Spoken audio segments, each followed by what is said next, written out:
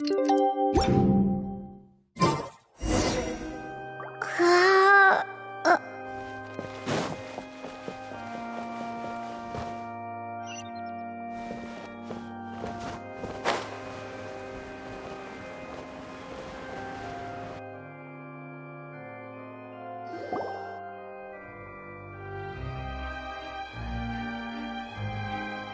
The whole situation is so confusing!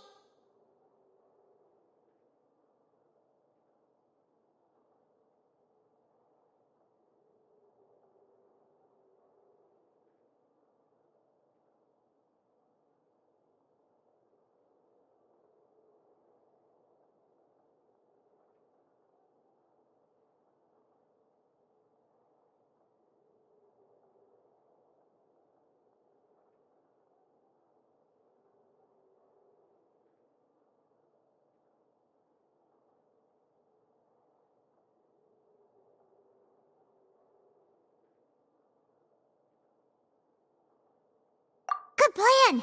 Impossible things don't just happen. We'll get to the truth one way or another. Just relax. Even if everyone else suspects Lenny and Lynette, at least we will be supporting them from the stands. Besides, I doubt Farina understands any more about what happened than we do. Thanks, Navia. Well, we'll be going then. Best of luck to you.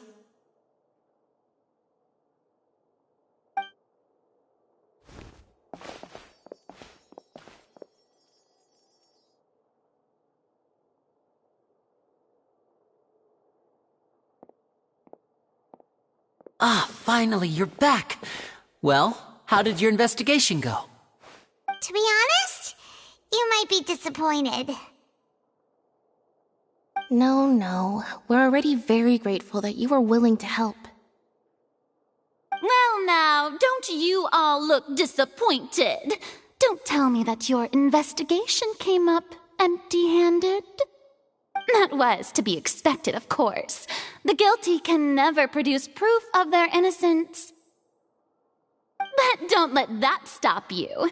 I shall be terribly disappointed should you, my most anticipated foe, concede so easily. Since both parties are present, I declare that the trial regarding the magic show incident is now in session. Firstly, in order for the audience to understand the causes and results of the incident, could we please have Mr. Linney explain the trick? Yes, of course. I will explain while Lynette demonstrates on stage. All the necessary items have been prepared.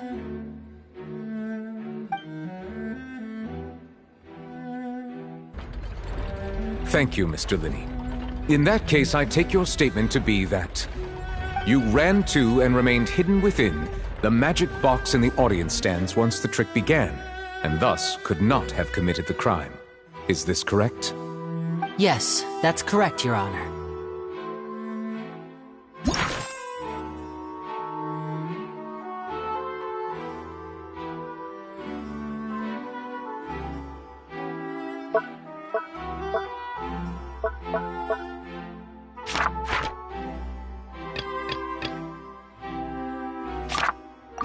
In that case, I call upon the prosecution. Lady Farina, do you wish to refute his statement in any way? Why, of course I do. Allow me to take the first shot and break this case wide open. Mr. Linney is clearly lying. There is no way you could have been in the box the whole time if you were to abduct Halsey and murder Cowell. In fact, I'd say you were hardly in that tunnel at all. That is simply your hypothesis based on the presumption that I'm guilty. Oh, is that so? And if I may ask, what did you hear while you were inside your box? The roaring countdown of the crowd, of course. That's how I kept track of the time and built anticipation for the finale. And you didn't hear anything else at all? Nothing that might leave an impression of any kind? No, nothing. I see. But when the count reached 30 seconds or so, there was a thud. One so loud that I believe practically everyone heard it. Huh? Hey, hang on. Something's not right here.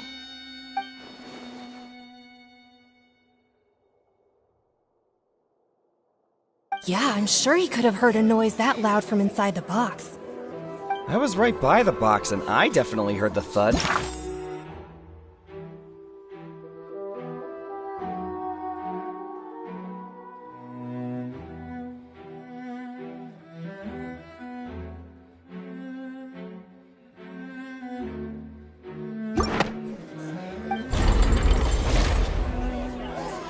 Look at those scales. Could those mean...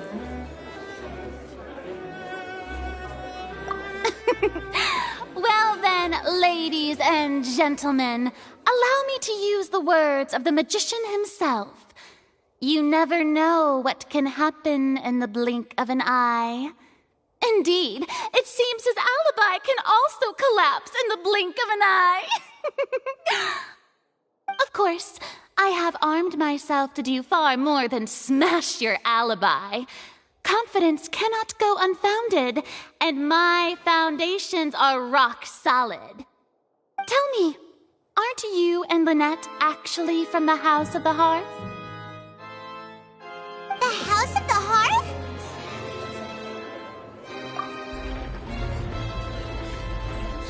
No wonder they did something like this. So the serial disappearances were the Fatsui's doing. Now it all makes sense. I've got a feeling that what happened on stage probably wasn't just an accident. That's irrelevant. Our identities have nothing to do with what happened. Indeed. Then perhaps you could tell us everything that happened during that 1 minute. Your first priority is to prove yourself innocent after all. I'm sure there is little that needs to be kept secret now. Unless your script already has holes in it. The Outlander is speechless. My, oh my, don't they look flabbergasted? Now comes the infighting and discord, I suppose. This was almost too easy. Oh, good thing I made all those preparations. Seems the all-nighter I pulled last night is really paying off. Hey, Linny, why didn't you tell us this before?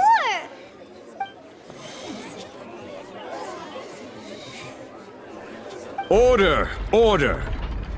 Mr. Linney, allow me to re-establish the facts. Lady Farina has raised 2 points. First, when the thud was heard in the Opera House, you were neither in the box nor the tunnel. Second, you and Ms. Lynette are both members of the House of the Hearth. Are these claims true?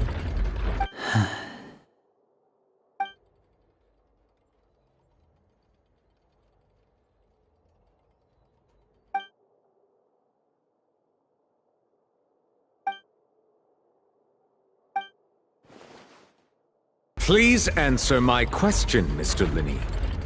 I'm sorry. Yes, they're true, Your Honor.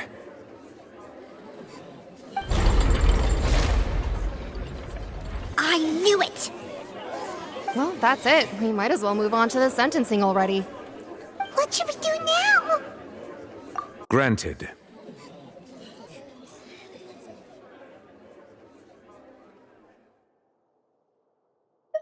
In that case, what is your request? Is that really necessary? They're already as good as guilty. The defendant deceived their own attorneys. What is there left to discuss? Order! Order, I say! Your request is reasonable, and we shall adjourn. This trial will reconvene in 1 hour. So you would stick to Mr. Linney's defense even after knowing what you do now?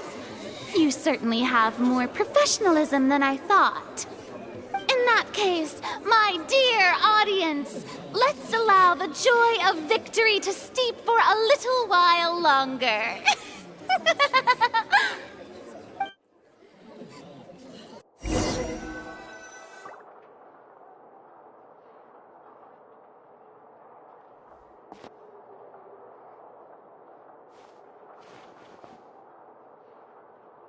Well, this is awkward. I didn't think the Hydro Archon would dig all that up. I'm sorry, Traveler and Paimon. Yeah, sorry. Paimon doesn't know where to start. We trusted you two. We based our entire reasoning on the assumption that you weren't bad guys. Not to set the wrong tone or anything, but Paimon's really mad! I'm very sorry. I know you're angry, and reasonably so, but please, let me explain. I know you've clashed with the Fatui several times before. I wouldn't be surprised if just hearing the word is enough to make you upset. But our organization is very, very large, and the Harbingers have very different personalities and goals. Right now, we want to save people. As many as we can. That's right. I'm sure we're on the same page when it comes to this nation and the disaster that its people might face. I knew if it weren't for our respective identities, we could become good friends. That's why I didn't wish to flat out lie to you, but chose to hide some details instead. The truth is very important, but being completely transparent about everything would see us spending more effort than we need to. Right. So, you be the judge. Heck, if I were you, I fear that I'd even struggle to trust me at this point. You met a Fatus who works as a magician, a trickster by trade. All by coincidence, too. But still, I'm asking you to trust me. I am no criminal. At least, not in this case. Sorry. Please forgive us. Well, you both say that, but... Right, let's hear your answer first, and no lies now! Of course. I'll answer any question you ask. We've been trying to find out how the Oratrice operates. We want to know why it has a consciousness. Why can it deliver sentences accurately? During our investigations, we learned that the machine's core is beneath it. From that moment on, Lynette and I have been designing this box swap trick, with the objective of getting close to the core.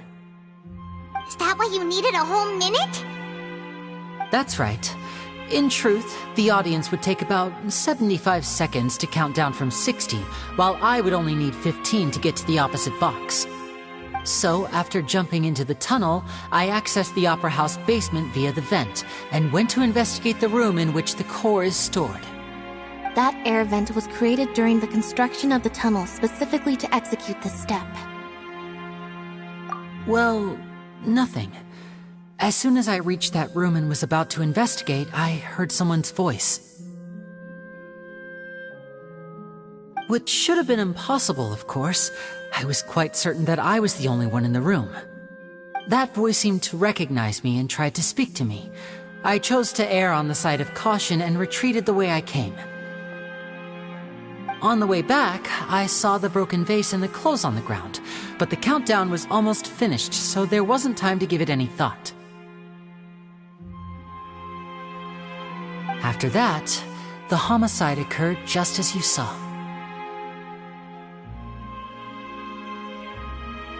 Well, that explains why you didn't hear the thud.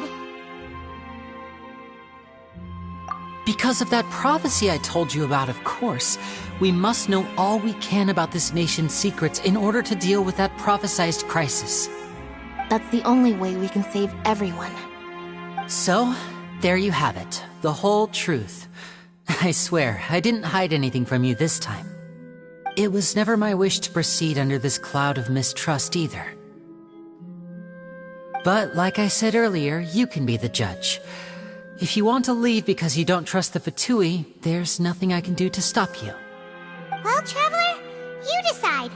Paimon will follow your lead however you choose.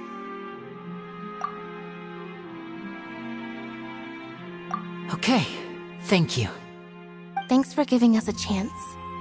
The current problem is that the scales are tipped pretty badly against you two. If we want to refute the Hydro Archon's accusations, we're gonna need a seriously watertight defense. Huh?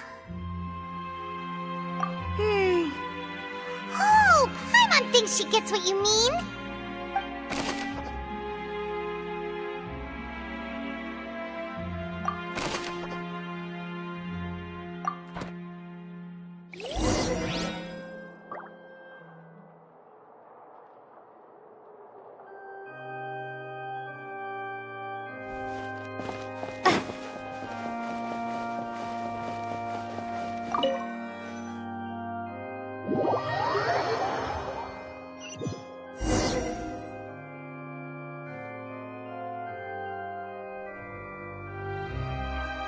Both parties have returned to their positions.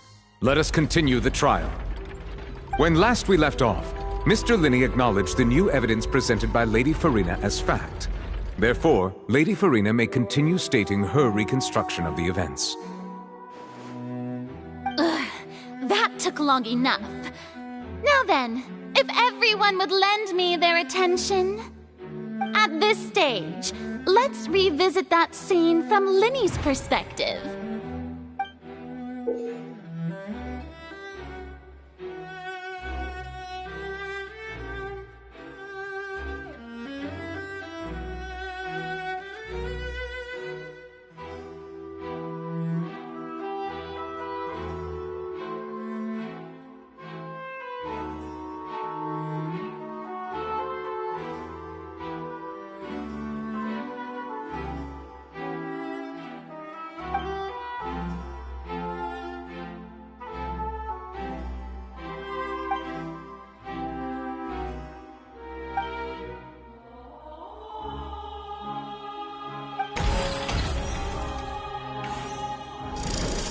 Countdown began, he entered the tunnel.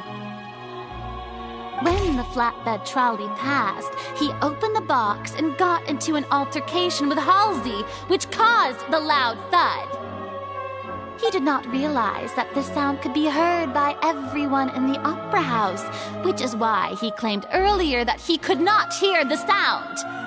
Finally, he used the vase to knock her out, before making her change clothes to prevent others from recognizing her. At this time, Cowell arrived in the tunnel, having heard that strange noise, and caught Linney red-handed. So Linney proceeded to knock him out too before stuffing him into that box. Afterward, Linney passed the unconscious Halsey to his accomplice through the magic box in the audience stands, before operating the devices such that Cowell's death would be ruled an accident. And there you have it. That's the truth behind what happened. Does the defendant's side have any objections to Lady Farina's description of the events? The key to refuting Lady Farina is the order of events. Well...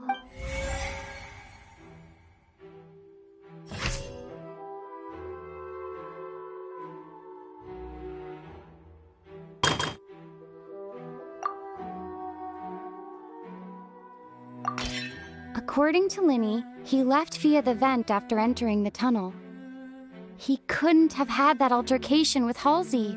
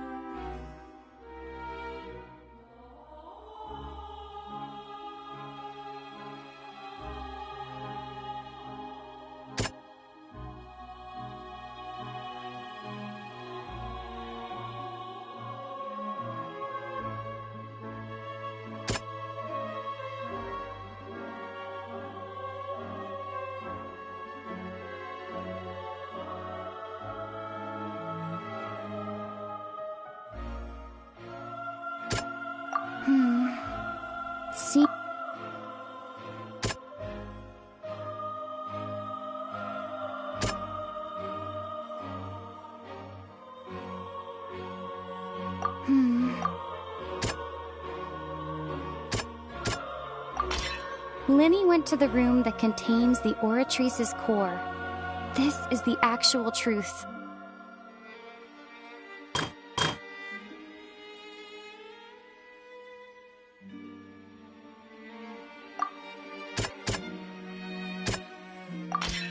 Linny did not take part in the underground altercation. He only witnessed traces of the aftermath. Attention! Ace Detective Paimon has something to say! When the countdown started, Linny did indeed go into the tunnel. But he immediately used a vent to access the Opera House basement, which is where the underground core of the Oratrice is stored. Once he reached that area, he heard a voice in what should have been an empty room. Since he felt something was amiss, he returned immediately. The crime scene had already developed by the time he reached the tunnel again, and in order to complete the magic trick, he did not remain there for any length of time. Finally, he reached the surface, and that was when the accident happened from his point of view. Therefore, he's innocent!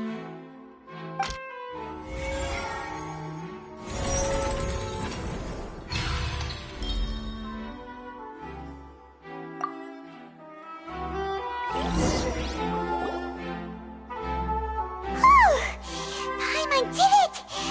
Paimon actually managed to say all that! Wasn't it awesome? In other words, you believe that he knew nothing of the incident? That's right!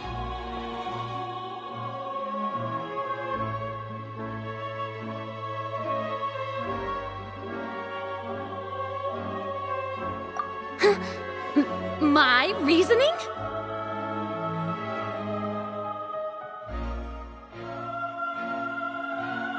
If that's the case, then if Cowell hadn't entered the tunnel, who was the entire setup meant to kill? Assuming that what you say is true, Linny only needed to kidnap the young girl to cause a new disappearance case. What would the point of killing someone on stage be? Oh, they have a point. That's right, you tell them! And that's why they're partners of mine.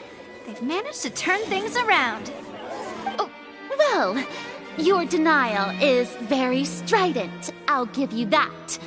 But what proof do you have to back your claims?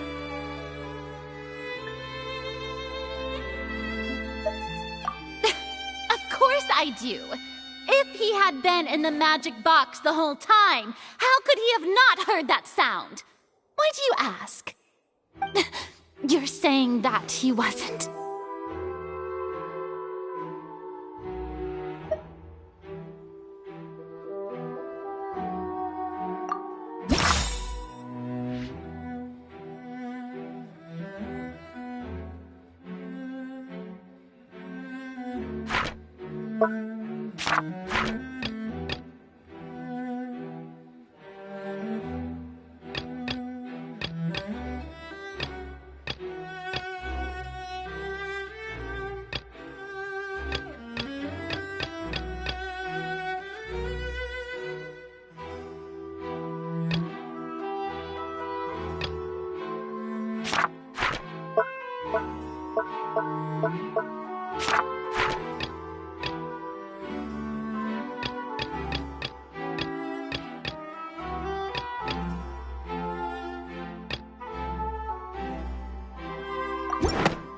That's right! Linny wasn't in the box or in the tunnel. That's why he didn't hear anything strange during the performance. This means that when the crime happened, Linny had already entered the basement via the vent. The same clue you used to disprove his alibi has now become the best proof! How do you like that? Well played. To think you'd use such logic. Well then, if it wasn't Linny who committed the crimes, then who was it?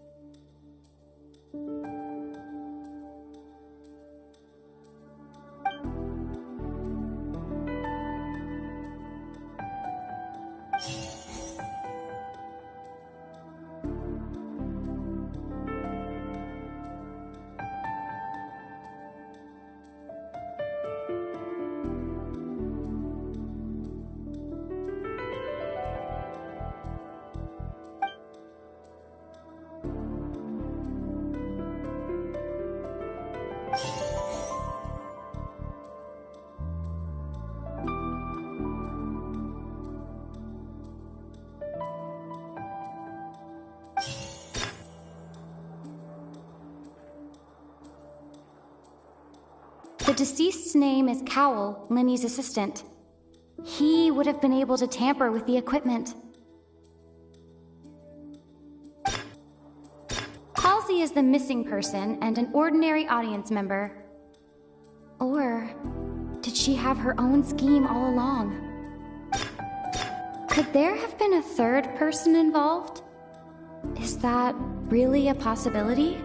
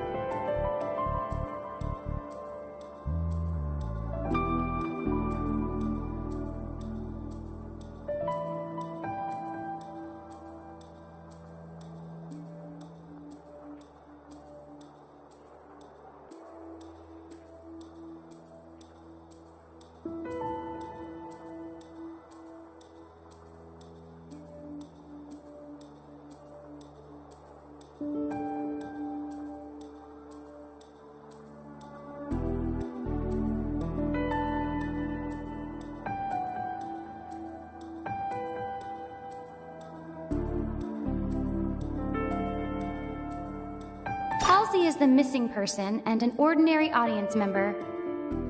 Or did she have her own scheme all along?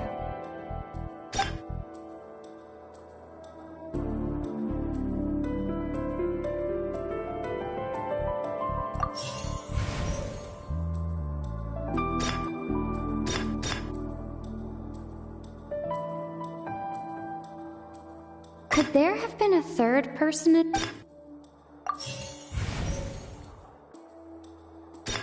The deceased's name is Cowell.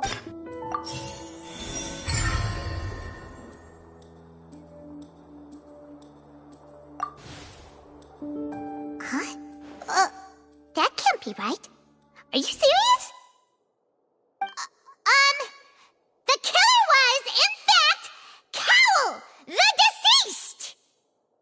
Oh, is that so? How interesting!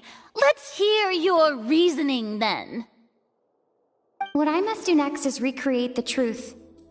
What Cowell did, and how he went from would-be perpetrator to victim.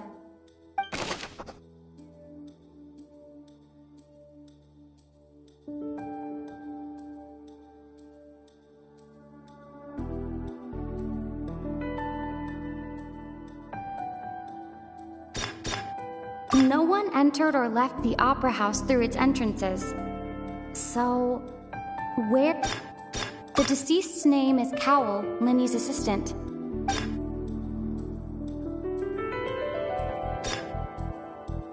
The sound we heard may have come from a clash between the missing. Linny was not in the tunnel at that moment, which.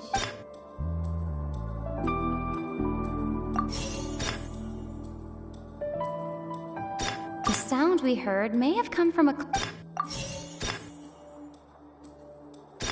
The deceased's name is Cowell.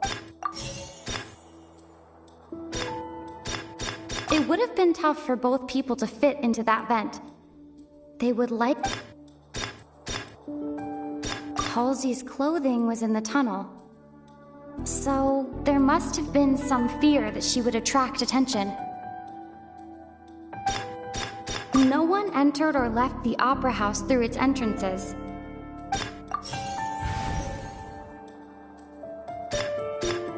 Halsey's clothing was in the tunnel. It would have been tough for both people.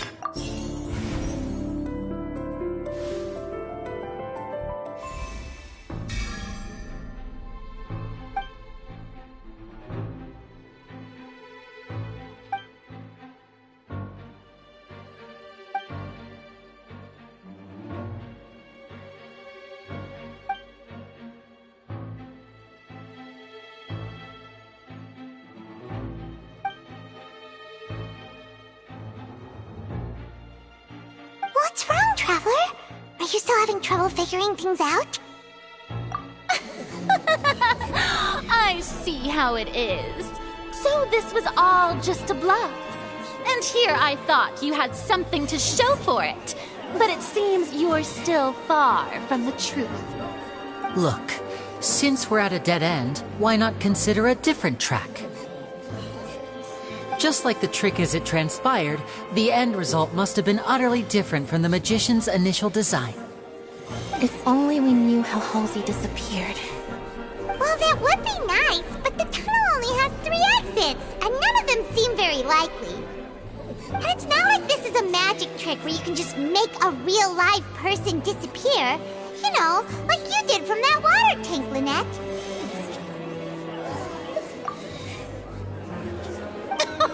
Excuse my interruption, dear opponents, but do you not see that the crowd is growing impatient?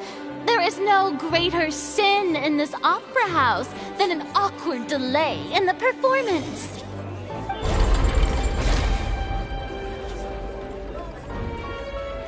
If the defense is unable to make further effective arguments, we will move on to the next stage of the trial. Lenny was not in the tunnel at that moment, which gave our criminal ample time. The sound we heard may have come from a clash between the missing Halsey and the criminal. The deceased's name is Cowell, Lenny's assistant. He would have been able to tamper with the equipment.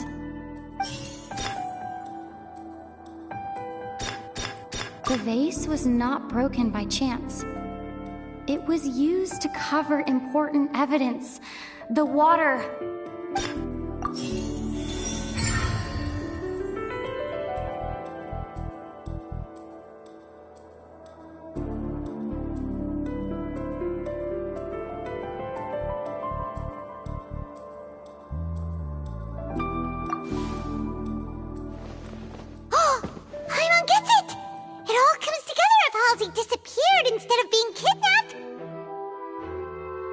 Lynette escaped from the water tank, vanishing gradually and leaving only clothes behind. If there's a similar method where a person could be transformed into water... Oh, just a moment, please. I do hope you know how preposterous you sound at the moment. How could a person ever be transformed into water? This is reality we're talking about here, not some magic trick. Must we really? I should think that of anyone. Your friend Linny already knows this truth very well. Magic tricks are ultimately just illusions and misdirection. But Halsey's disappearance is very real. We're talking about 2 completely different things. Even so, I trust the traveler's judgment. The truth must be out there somewhere. Perhaps some new line of reasoning may open if we try to gather all the focal points that don't make sense. Since Cal was the deceased, we haven't placed much attention on him. But given that we aren't making much progress with the case, it wouldn't hurt to have a look at his belongings, would it? People really do come up with all sorts of harebrained schemes when at the end of their rope. The way I see it, your suggestion that we broaden the scope of our investigation is nothing but a tactic for stalling the trial. Nevertheless, I believe that this is a reasonable request on the part of an attorney. Since the trial does indeed appear to be at an impasse, I believe that additional evidence may help us make more progress. Guards, please step into the lounge and examine the personal effects of the deceased, Cowell.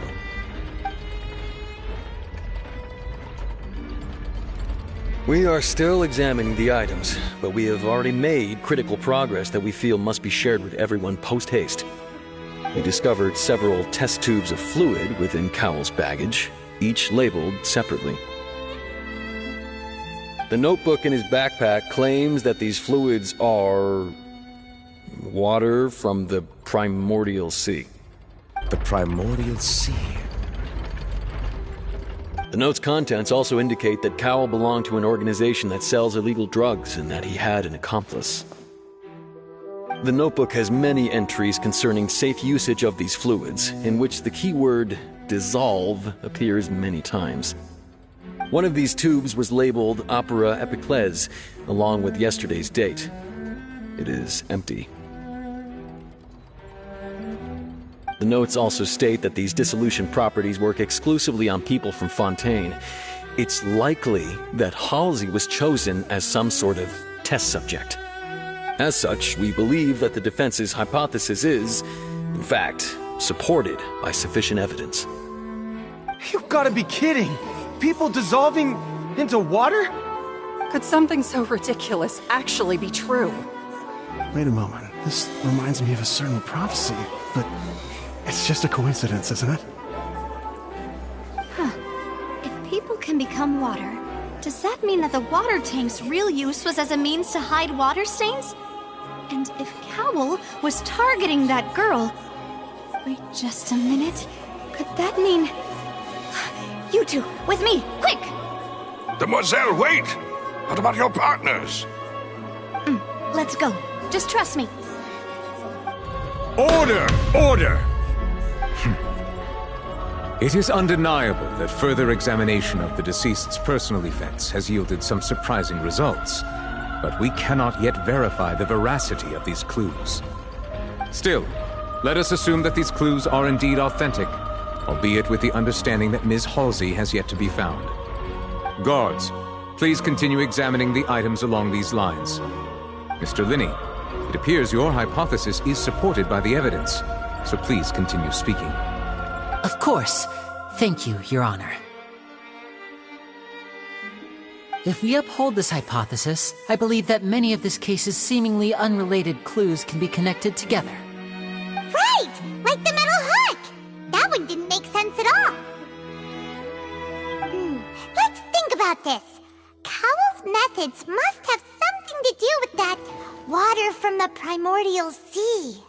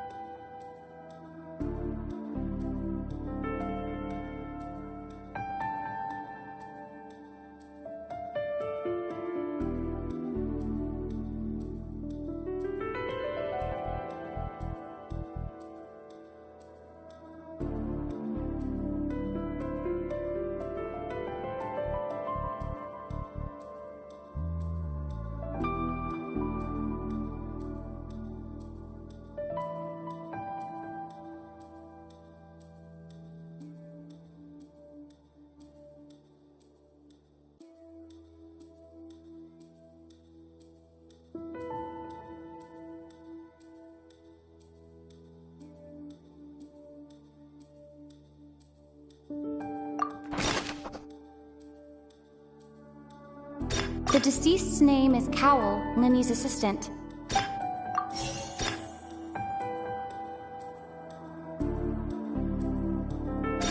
The water from the primordial sea should already have been prepped before Halsey entered the magic box.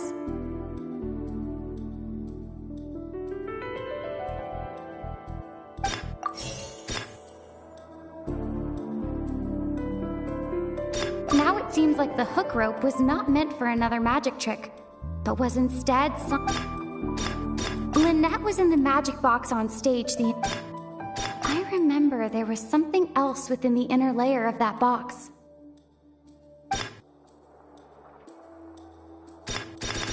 The rope that strung the water tank up was lit by the fireworks and cut. As such, the focus here is on the water and not the tank.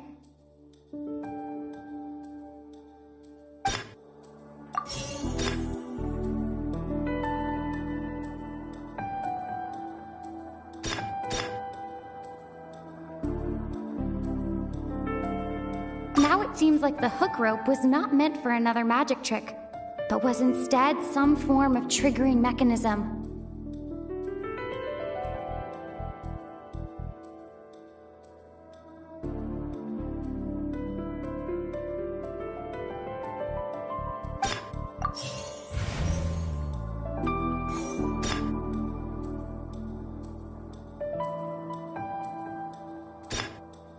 Now it seems like the hook rope was not meant. The water from the primordial sea should already. The rope that strung the water.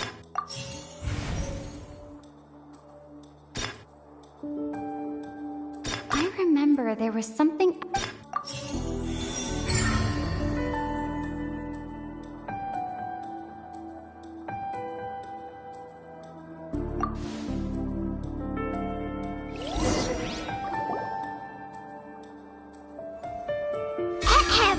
It's Ace Detective Paimon's time to shine again!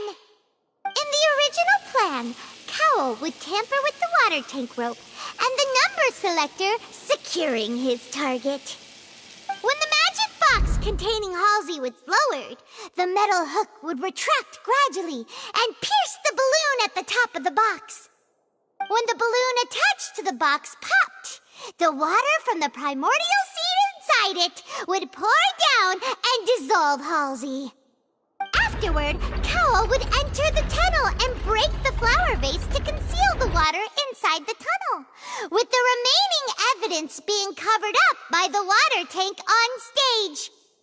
But he encountered something unexpected in the tunnel and wound up being fatally hit by the same water tank he meant to use to cover his tracks.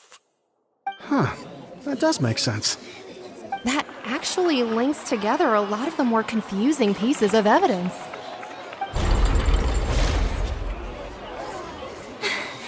Oh dear, what do I do? Even I think they sound convincing now. Have I falsely accused an innocent person? What a humiliation. Now, it seems like the only point of contention remaining is the exact circumstances that led to Cal's death. His notes mentioned he had an accomplice who could be related to the situation. On that note, the guards have just contacted me indicating that they uncovered new evidence. I shall now invite him on stage to share it with us. Thank you, Your Honor. We were just inspecting the luggage of the other people involved in this case. And we found an identical sample of the water from the primordial sea among Linny's personal effects. What? That can't be. Oh, I see. Well, how wonderfully comedic to have your own counterattack only to come back and wound you. Does this not clear all doubt? My dear citizens, my loyal audience, allow me to present my reasoning and bring this performance to a swift close. Linny did not need to take part in the dissolution of the young woman at all. Indeed, he did leave the scene via the vent. Having made modifications to the props beforehand, his accomplice Cowell then caused Halsey to vanish using the water from the primordial sea. But upon his return, in cruel avarice, Linny desired sole credit and prepared to do away with his partner in crime.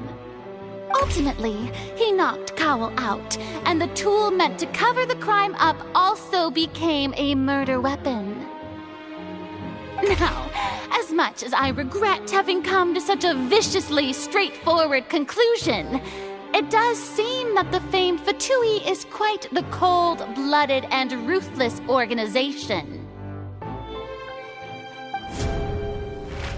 Am I right, Mr. Linny?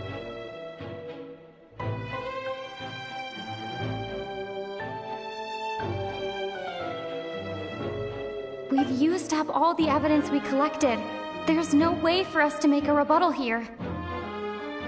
Is this the end of the road?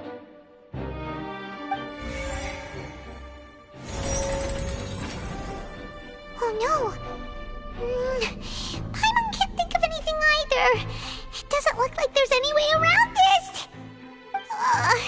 Seems using the water as new evidence was too good a move. Why did this have to happen now? I think we've all seen enough now, and we have ample witnesses to my flawless reasoning. I believe this is indeed the finale. Now then, my good, noble Chief Justice, should we not, in your view, move... Excuse me, everyone, but I must interject. Miss, I must ask you not to shout, and to respect the ongoing legal proceedings. Oh, come on. Don't be hasty. I have a good reason for interrupting, you know. Now, would anyone here like to take a little break from all this debate and see a little magic? I'll show you an amazing trick. One that can bring a young woman who has disappeared back in the flesh, right before your very eyes. Please, do the honors, Mr. Linny, if you would be so kind. But what in the world is she saying? No offense, miss, but miracles like that are beyond my scope as a magician.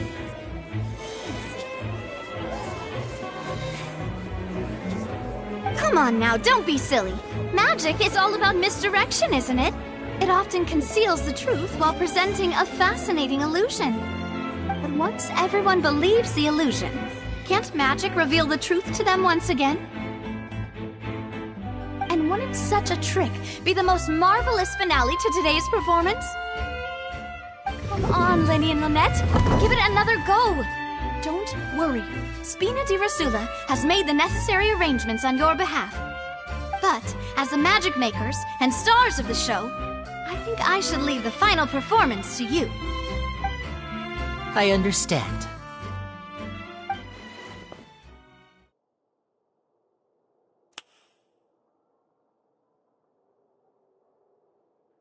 And voila!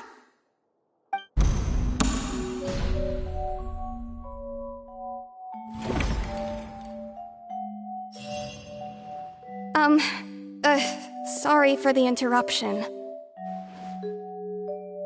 Wait, isn't that Halsey? So the whole thing about people dissolving wasn't true after all? To be clear, I'm only here because this person told me that if I testified, the merit of doing so would lessen my sentence. I was hiding outside this room listening to the proceedings because I was afraid that I would be the one put on trial. I was just feeling happy that no one had noticed me, and then before I knew it, she caught me. That'll teach you to underestimate us three. Where should I begin? I'm sorry. I'm the one who killed Cowell. I admit it. What? Why? Firstly, my name isn't Halsey. It's Lillian, and I'm originally from Mondstadt. I heard that Linny's show was gonna be a real thriller, but I missed the chance to buy a ticket, so I stole one. That's how I make a living. I steal stuff here and there. And I'd never been caught before.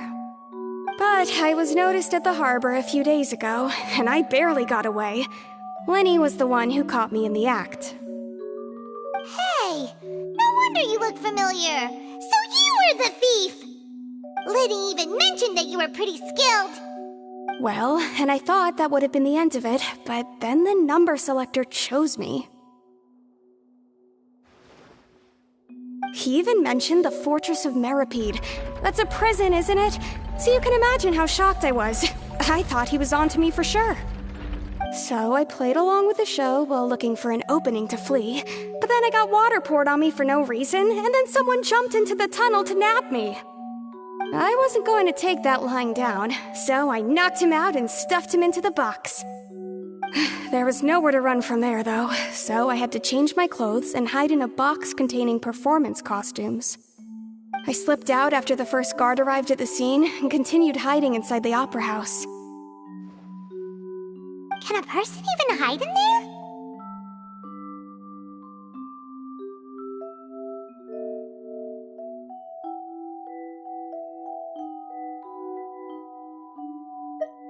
But I swear I didn't know that the water tank would fall down. Really, I swear it. Had I known that, I wouldn't have put him in the magic box. I may be a thief, but I'm no killer. Well, that makes everything pretty clear now, doesn't it? This time, we need to tell the entire story from Lillian's perspective.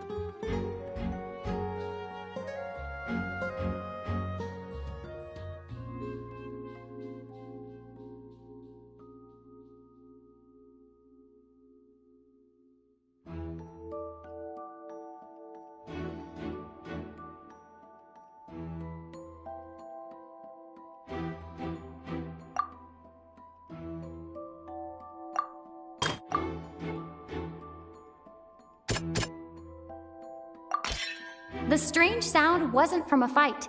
It was Lily-Ann's attempt to break out when she was frightened.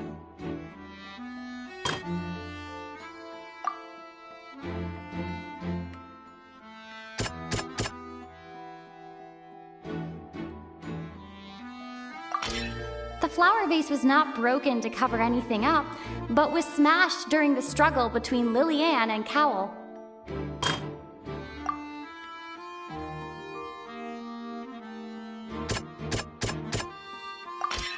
Lily-Ann was afraid that she would be recognized if she left, so she changed clothes and hid, biding her time.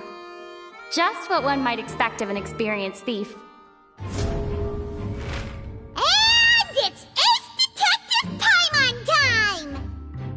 Been selected out of the blue, Lily-Ann panicked. Her panic only intensified after she entered the tunnel and had water poured on her head. So she kicked the door open, producing the thud we all heard. Hearing the commotion, Cowl leapt into the tunnel, only to discover that Lily-Ann had not dissolved. He did not know that Lily-Ann was not from Fontaine, but was a thief who made her way in by stealing a ticket.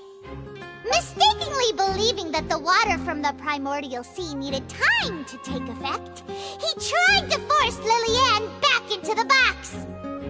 The two broke the flower vase during the struggle, but Lily-Ann came out on top, knocking Cowl out and putting him in the box. With no way of escaping, she changed her clothes and hid in the costume trunk until the performance ended.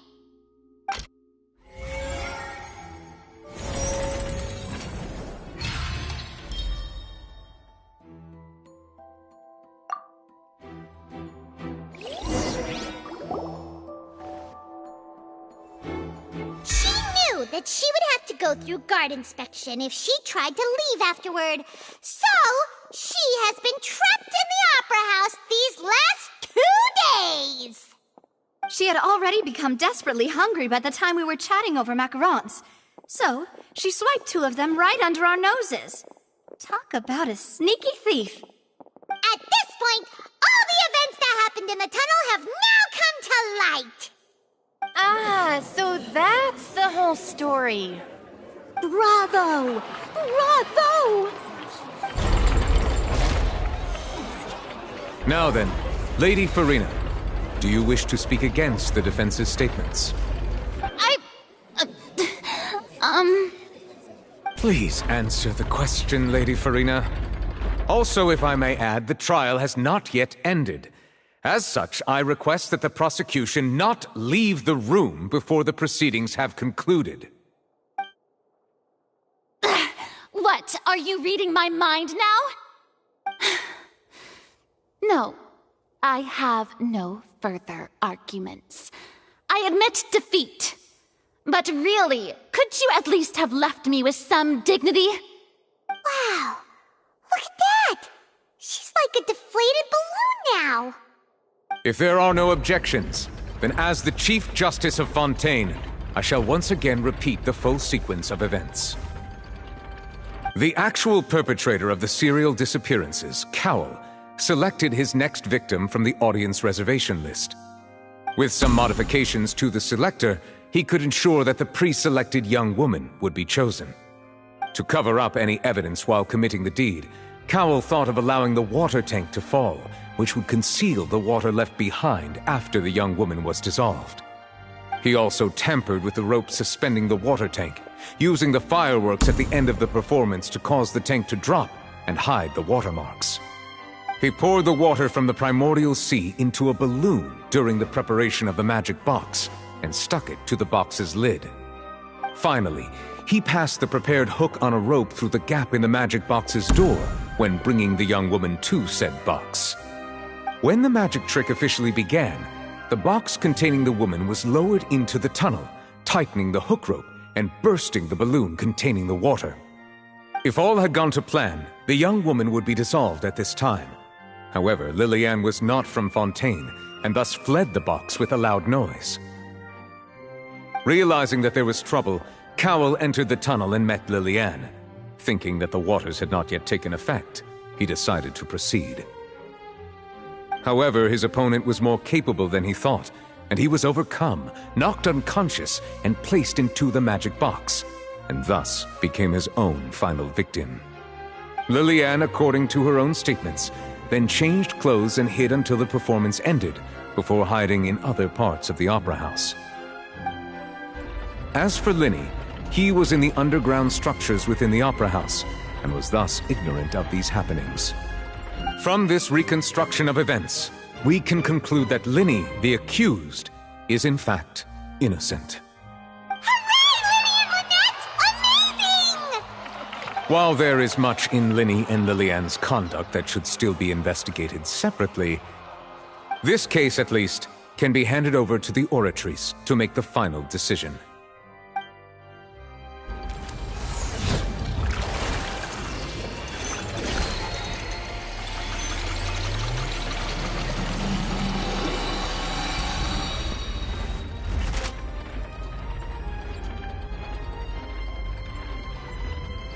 As such, Linny and Lynette are officially declared not guilty.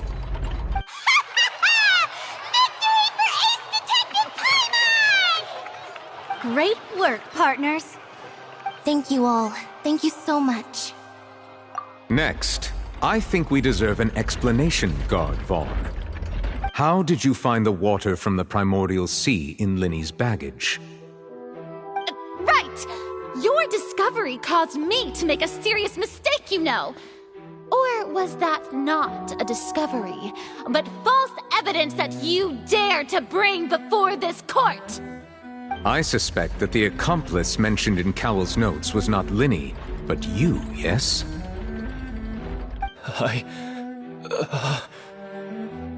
I'm sure you know what you must do to lessen your sentence. Speak quickly! Unless you want to earn yourself a one-way ticket to Coupon Town. I was just following orders. We were supposed to place blame for the serial disappearances onto Linny, and thus cause suspicion to fall on the Fatui. The higher-ups said this was the best opportunity to do so. And now that your plan has fallen through, and the secrets of the water have been revealed, you have become a liability to said higher-ups, yes? Therefore, you would be wise to tell everything you know, and seek the protection of the guards. Yes, I'll tell you everything I know. Our boss discovered that the water can cause people to dissolve.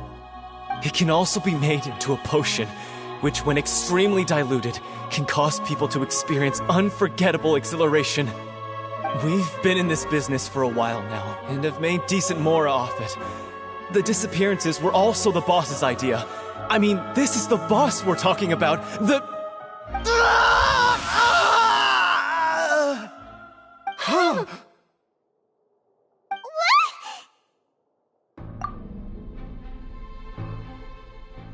And now he can no longer talk.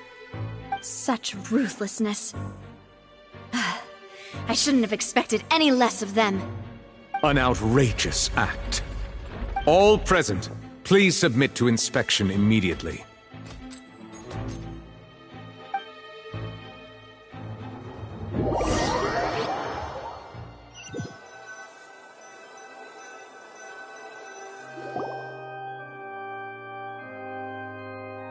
So, we're just going back now? That's true, but... Traveler, Paimon! Please wait. Linny... I know you may not want to speak to me right now. Maybe you don't even want to look at me. But still, let me thank you again for defending me to the end, even after you learned that I'm a member of the Fatui. I guess. But regardless, I'd like the opportunity to set things straight.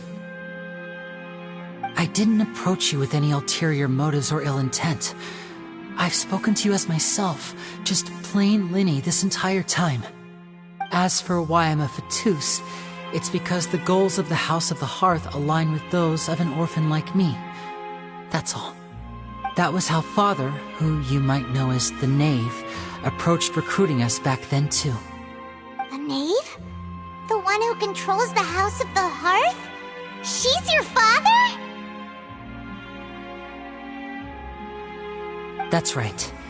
And since we're here, I was wondering, would you mind hearing a story? It's about my past.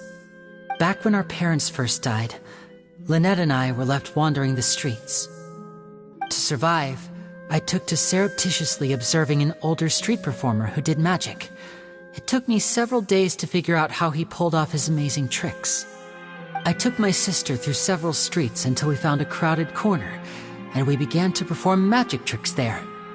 To my surprise, we proved to be pretty popular, and we could at least stop worrying about where our next meal would come from for a time. But I didn't want my sister to remain a street rat together with me forever. Before long, an aristocrat came to me and claimed that he wished to take us in after watching my performances. So you went from orphans to nobility just like that? That was how we felt at first, too. As if fate was on our side and we could say goodbye to those painful days. But I gradually discovered that while we were called foster children, he was really after my talent for magic tricks.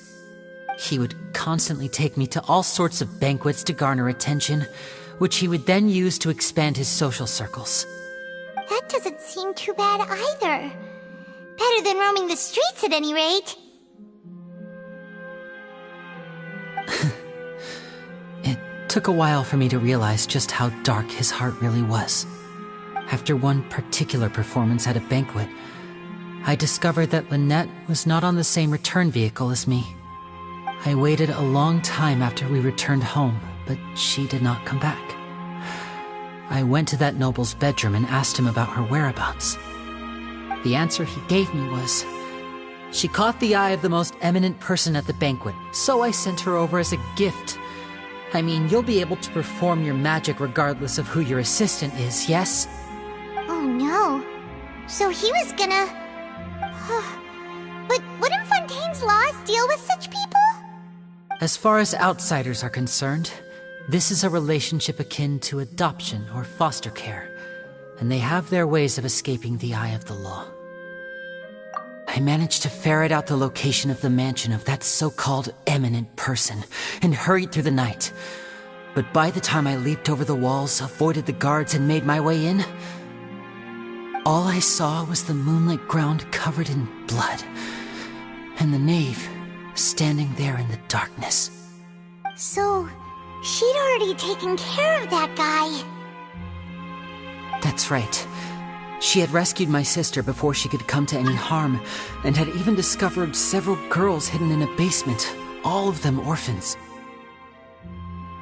Father, I mean, the knave, might have seen something in me, and so she made me an offer. The House of the Hearth welcomes you, for your interests align with ours. Here, none will ever betray you. Indeed, betrayal shall never be permitted here. I was hesitant to trust her. I mean, I had just been betrayed by nobles. But she was also quick to destroy the noble who had taken us in at first, giving us back our freedom. Oh, so that's how the two of you joined the House of the Hearth. She has her own plans. She has gained permission from the Sarita to first use the Gnosis' power once she obtains it. She plans to use it to find a way to break the prophecy and save Fontaine. So, she believes in that prophecy too? That's right. The whole House of the Hearth is currently working to combat that crisis. Today's case has also proven that people from Fontaine can indeed dissolve into some sort of water, thus further supporting the prophecy. Everyone at Hotel Bouffe d'été, including the knave, has their roots in Fontaine, and we will always defend our homeland.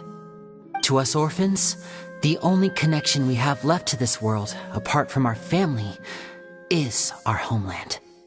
So, from small deeds like distributing magic pockets to huge schemes like stealing a Gnosis, everything is aimed at dealing with that prophecy.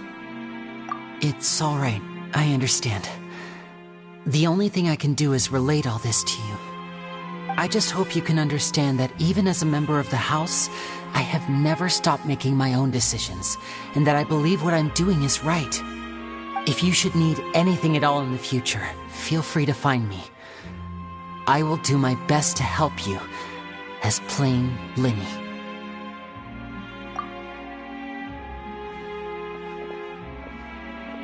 Bye, Linny!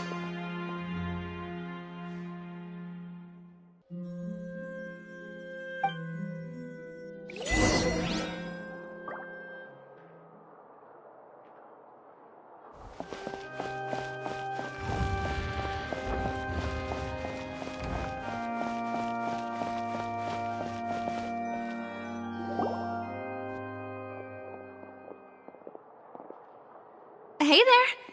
What was with the disappearing act you pulled right as the trial ended? Were you looking for us,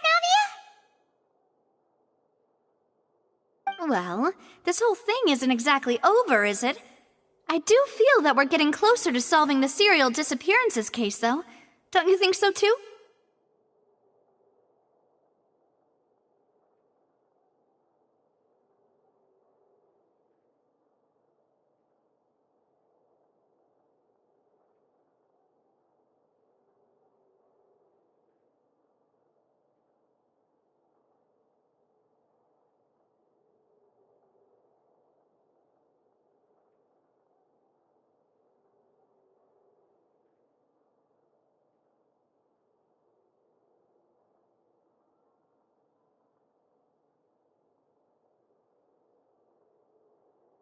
Huh? What's wrong, my dear partner?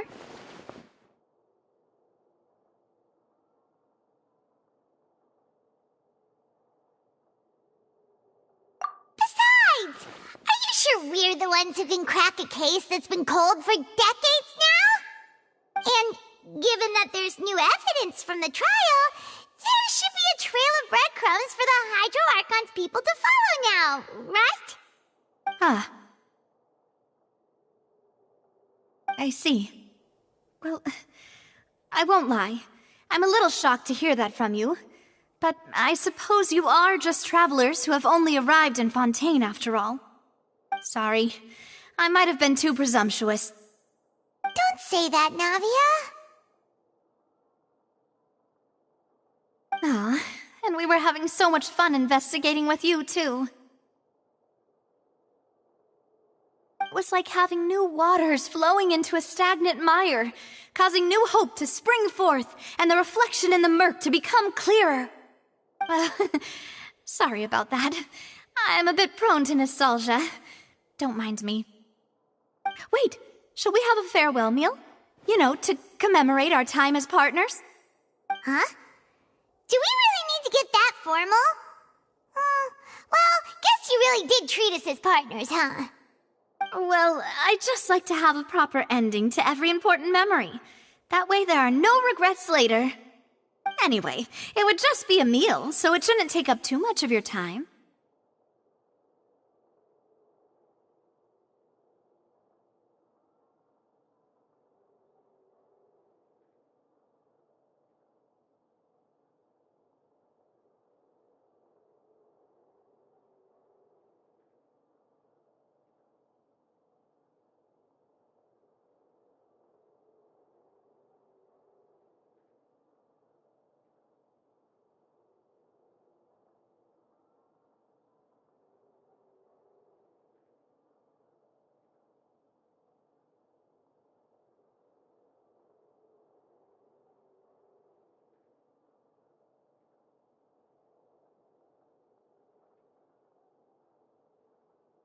You don't have to twist Paimon's arm. If Boss Navia's treating, count Paimon in!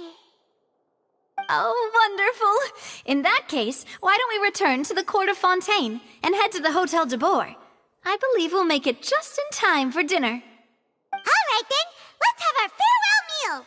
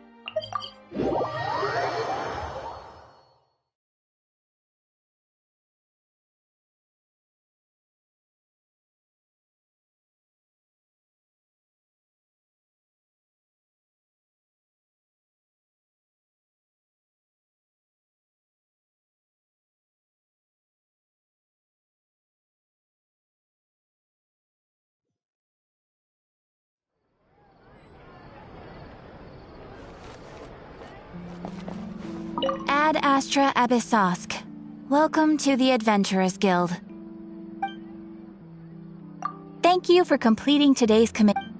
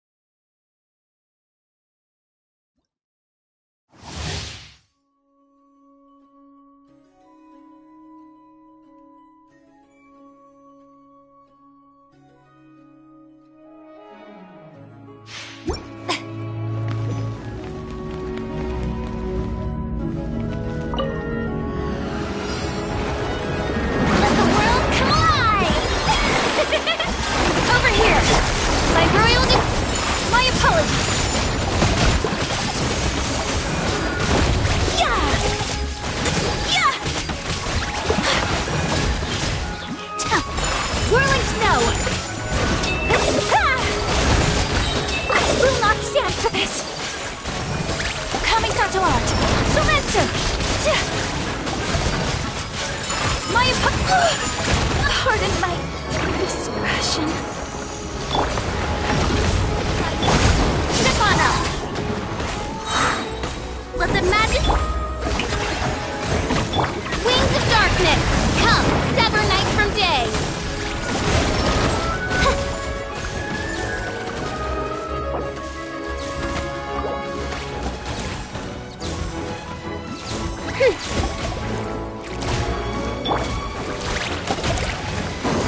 Over here! Time to shine! By royal Stop that!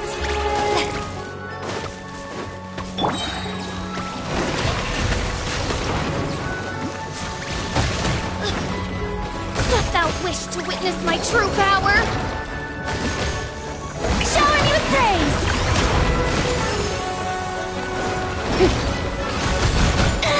Am I...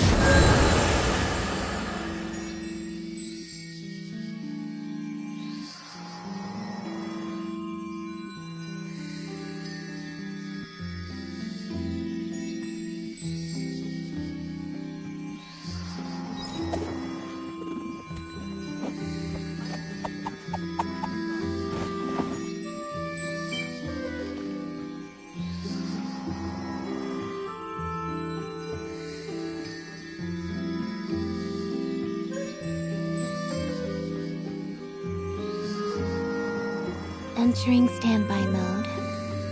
I hope nobody disturbs me.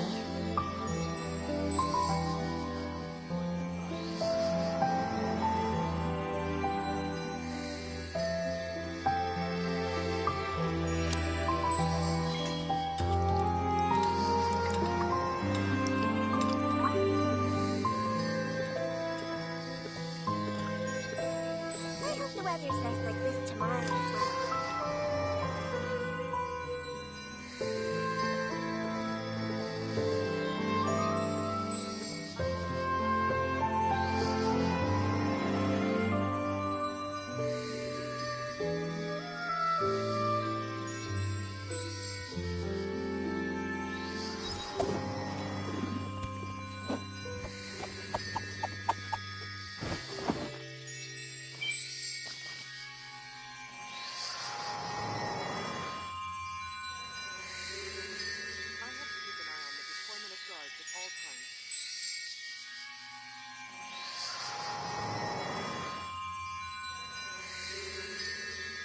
Tea is ready. Now it's time for a short rest.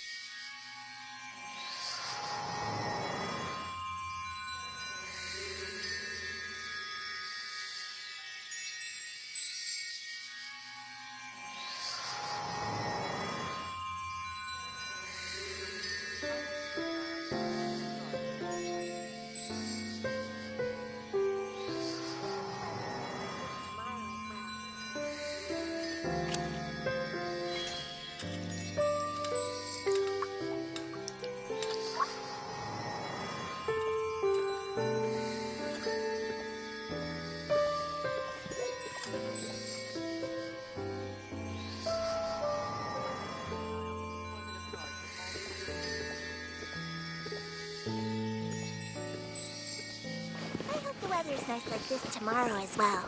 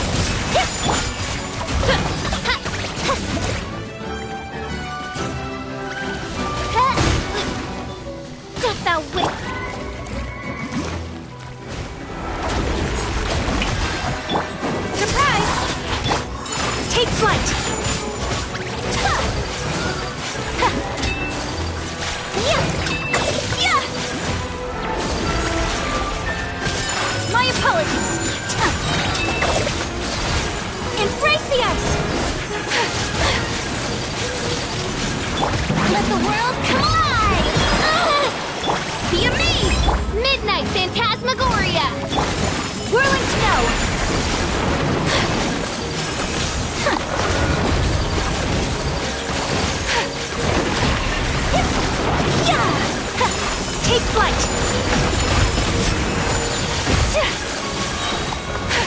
Much remains unfinished. Nirvana, by royal decree!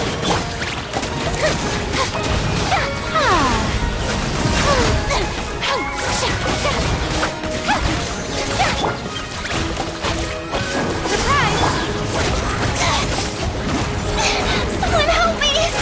Yoo-hoo! Time to shine!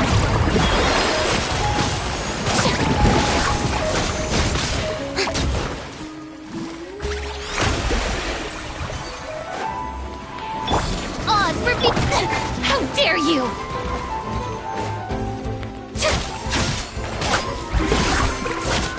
May I present?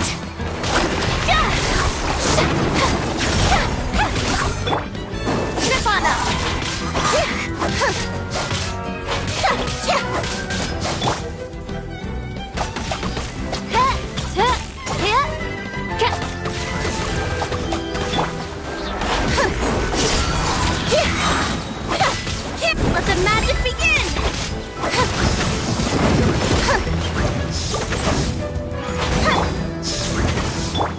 The show me... Yeah! Whirling snow!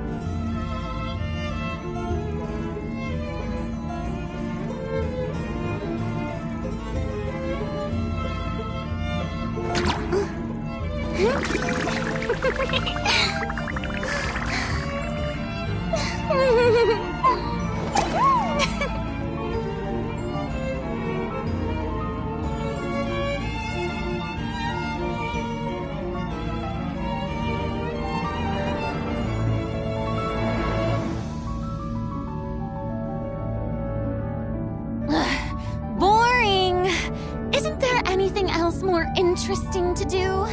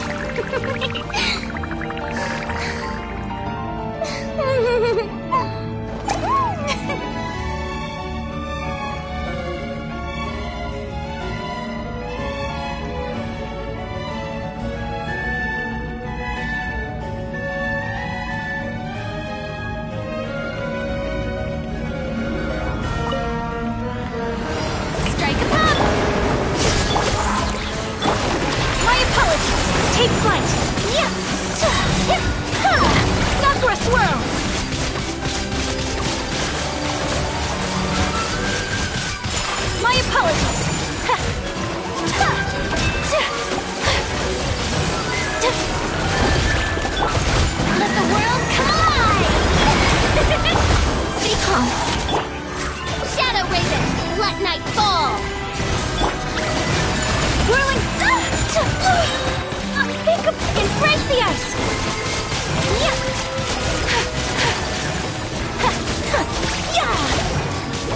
Take flight! Whirling snow!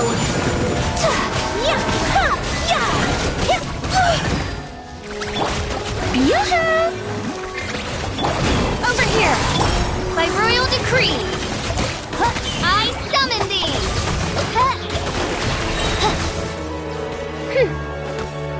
Be amazed!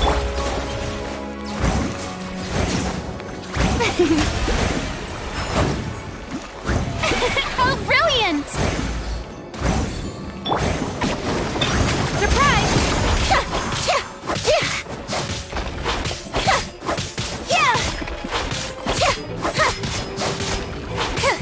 Oz, reveal thyself!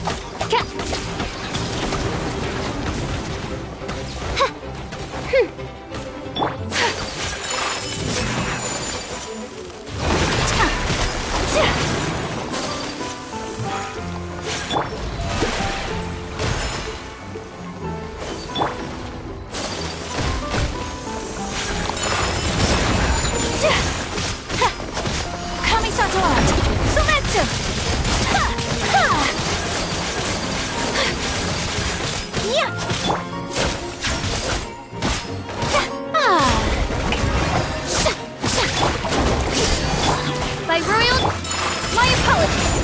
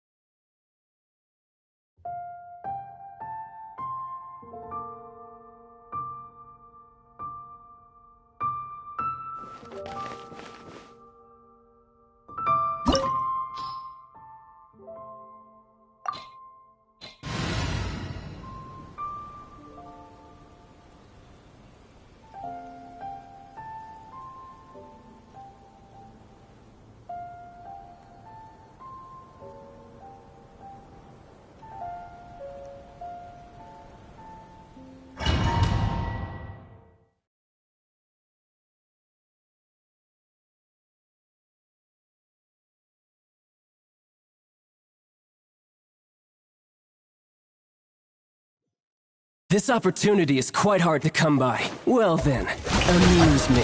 Surrender is a valid option. I promise I'll be gentle.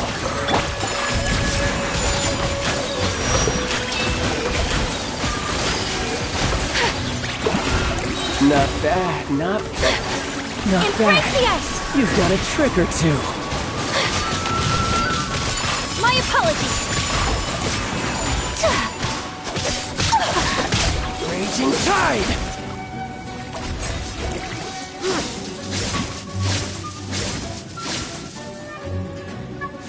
Got you.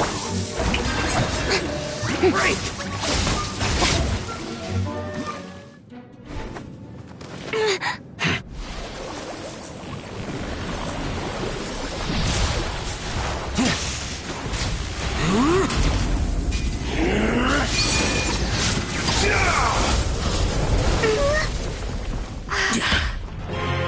Your strength is praiseworthy. I too shall use all of mine. So, don't you dare disappoint me. Foul legacy, the devouring deep!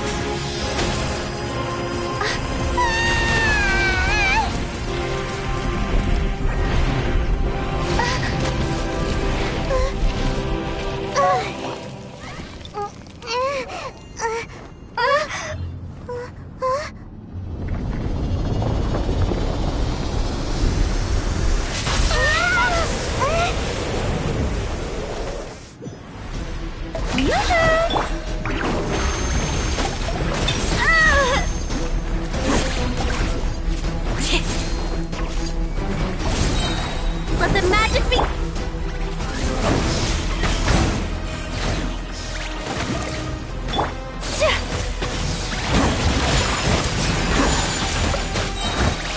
Kamisato art! Sumetsu!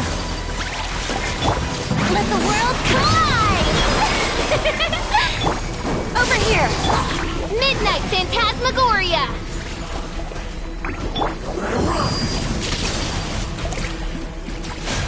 Whirling snow!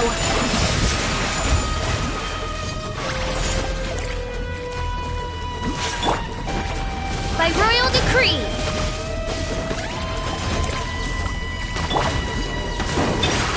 Surprise!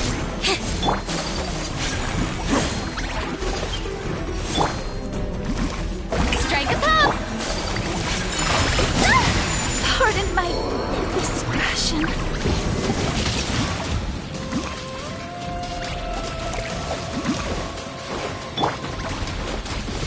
Odds, reveal thyself!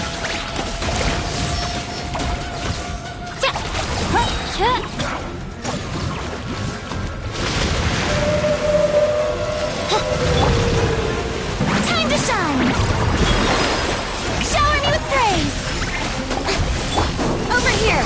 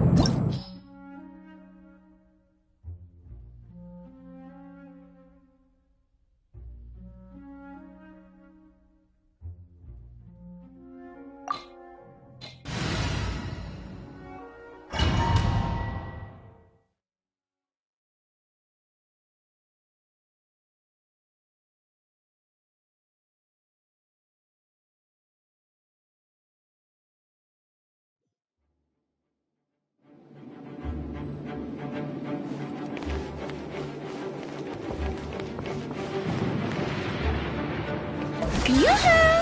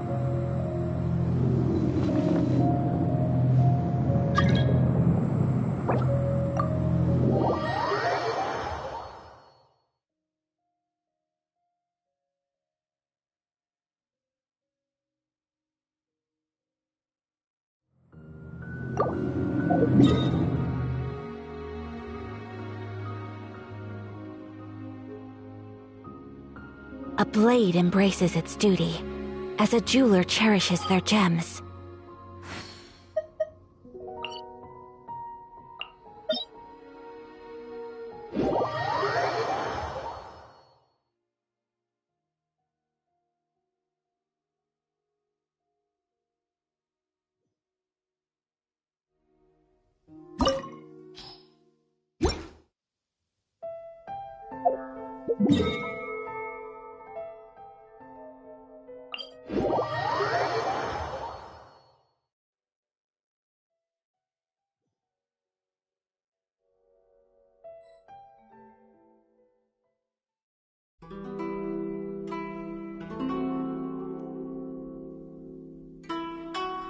A blade is like a tea leaf. Only those who sample it many times can appreciate its true qualities.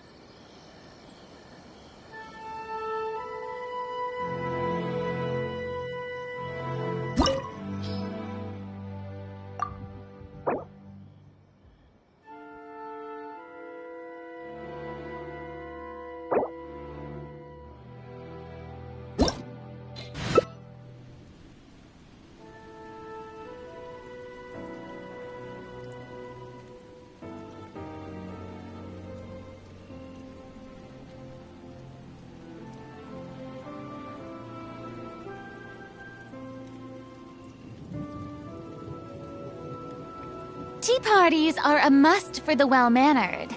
If you'd like to learn the proper etiquette, I'd be happy to teach you.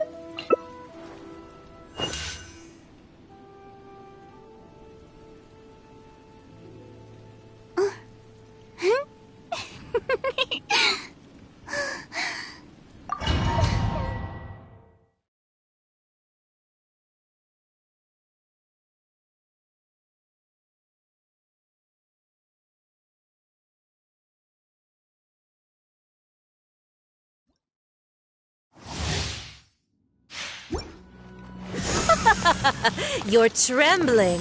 Is it the cold or just cowardice?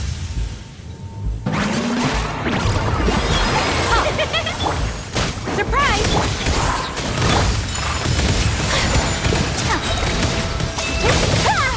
Sakura swirl!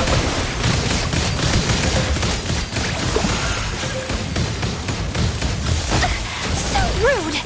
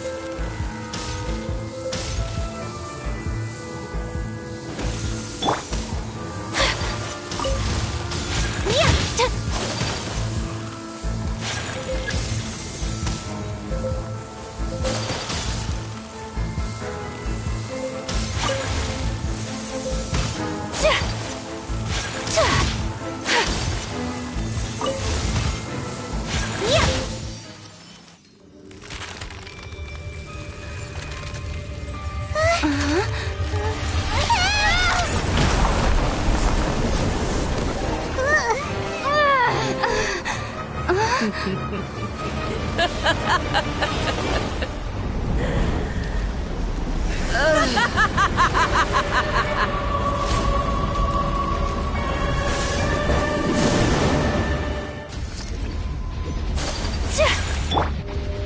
me with the... Yeah! Over here! Whirling snow!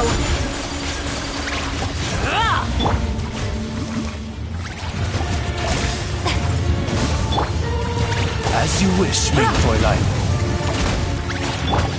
Yeah! Surprise!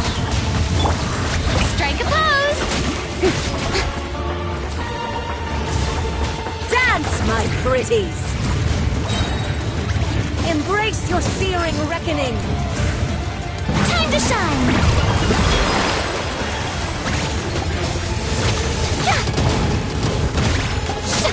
Yoo-hoo!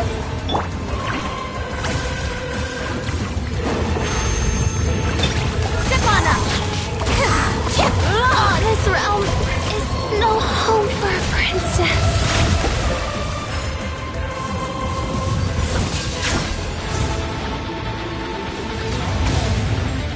The show begins! Stop that! Yeah! Be amazed!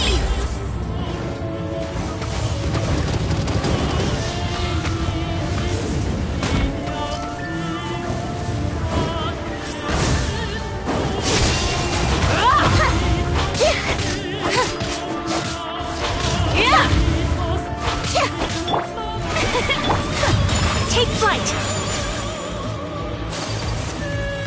Who dares call me a witch?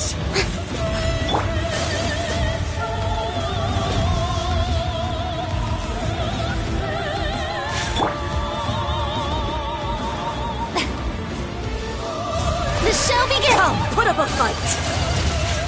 My apologies! Kamisato out! Sumetsu! Over here! How dare you! Take flight!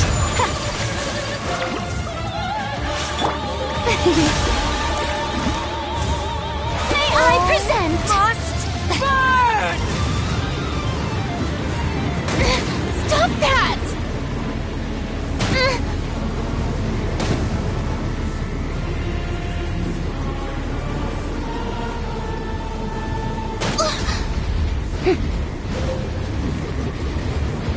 The show begins! Come, put up a fight! My apologies!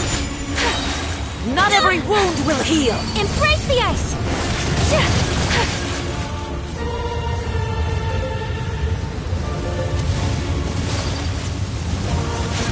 Take flight! Surprise! How brilliant!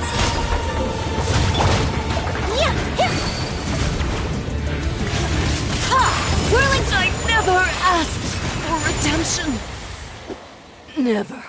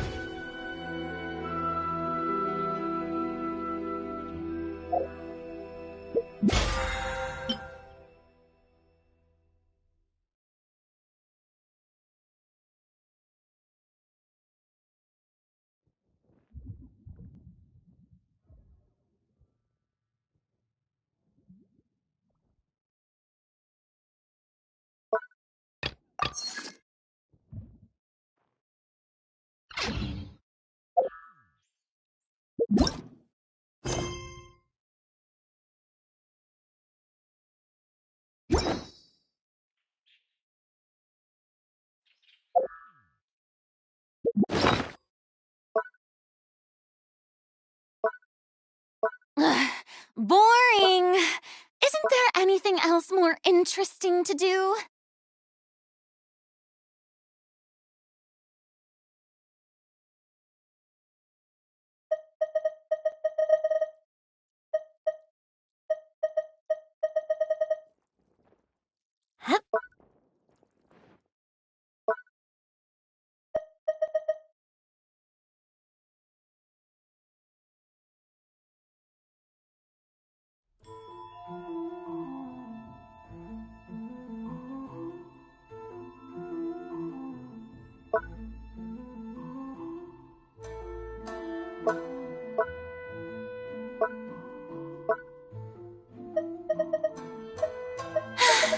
Being too popular can be such a hassle.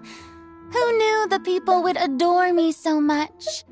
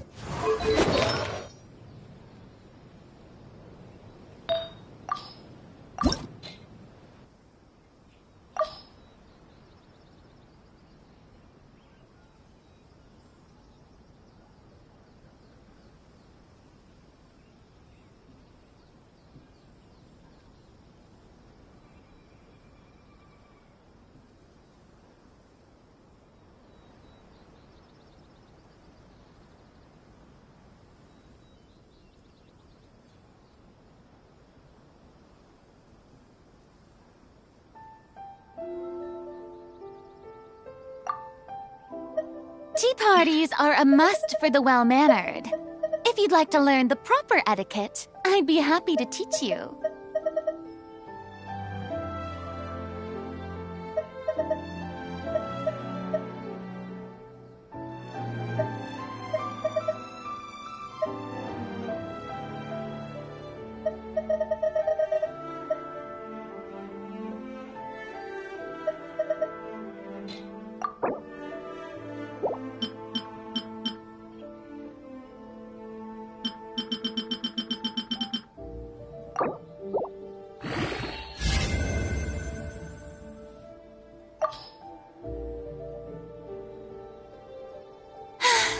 Being too popular can be such a hassle. Who knew the people would adore me so much?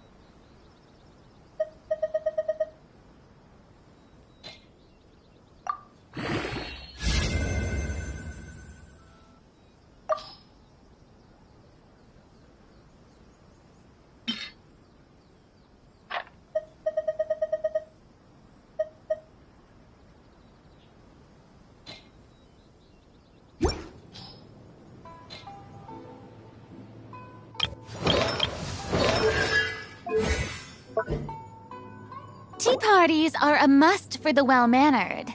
If you'd like to learn the proper etiquette, I'd be happy to teach you.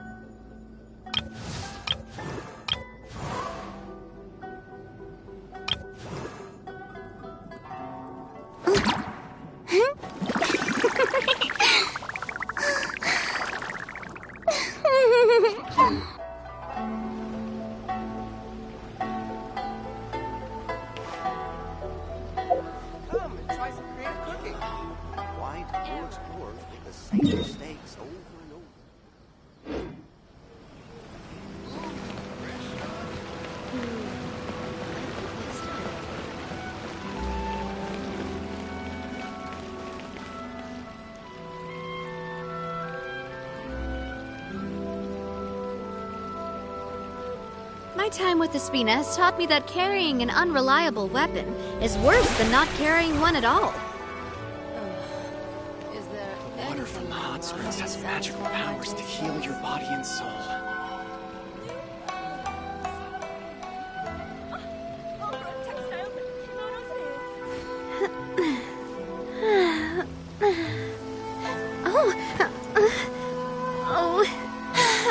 Being too popular can be such a hassle. Who knew the people would adore me so much? Is there anything in the world that will satisfy my taste? Water from the hot springs has magical powers to heal your body and soul.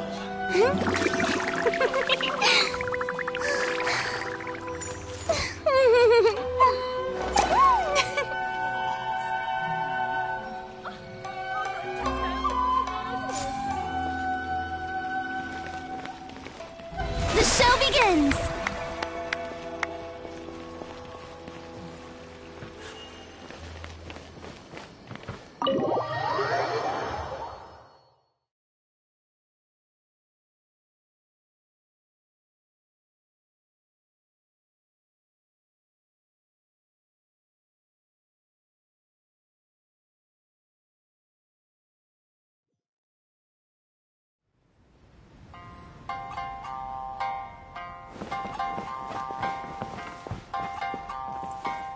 Oh,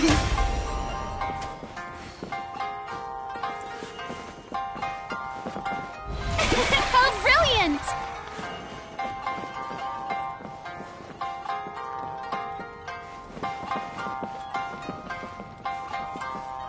That's just like Erika. Always refining her craft. Welcome to Uyu Restaurant. Please, talk to me if you want to order.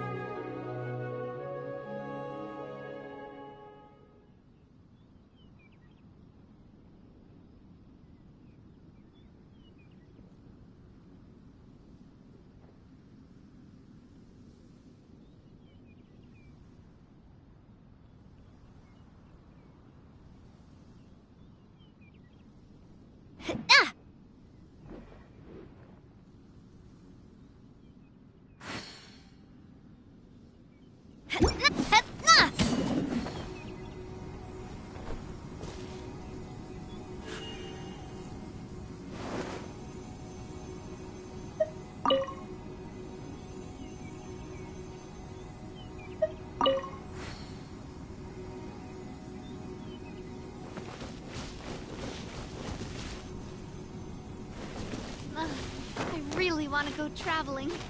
I don't mind where we go, as long as I have my friends with me.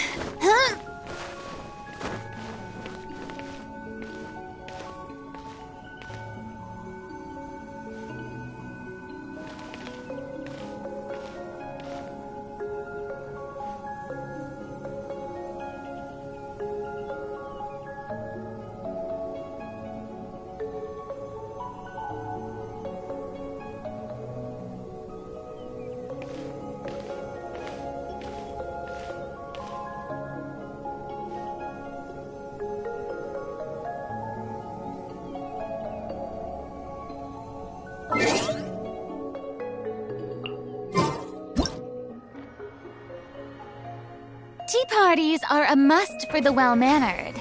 If you'd like to learn the proper etiquette, I'd be happy to teach you.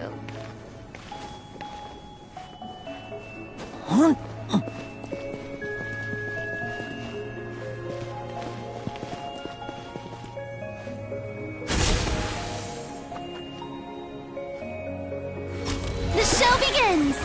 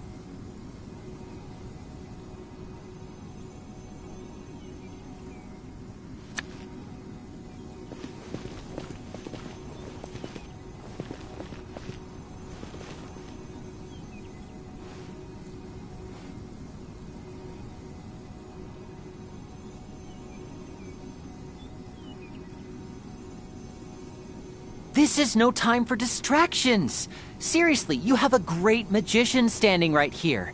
You don't want to miss the best part, do you?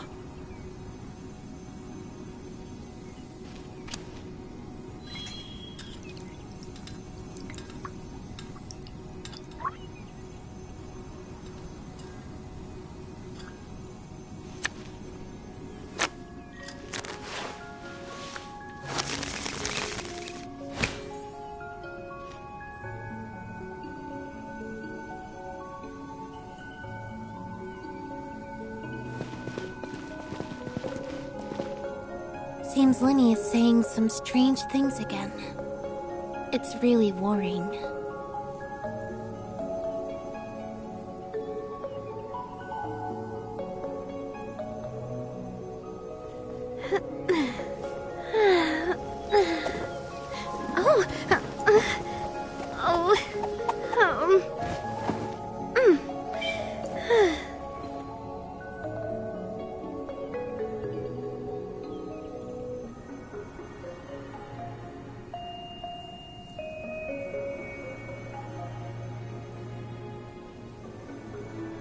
My time with Espina has taught me that carrying an unreliable weapon is Tea's worse ready? than not carrying Now one it's at time all. for a short rest.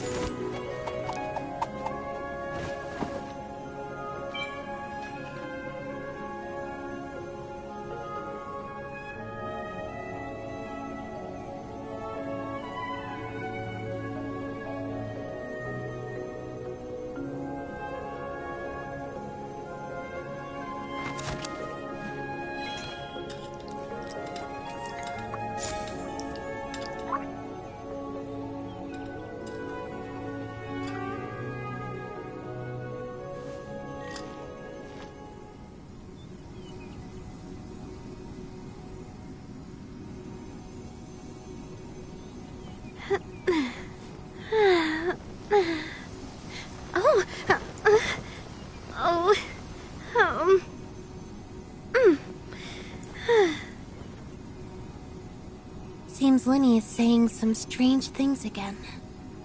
It's really worrying.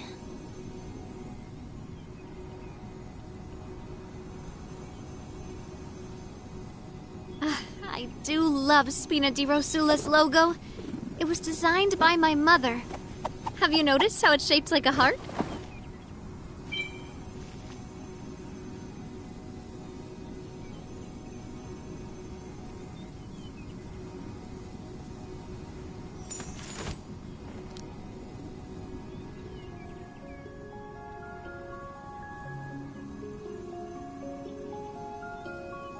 Entering standby mode.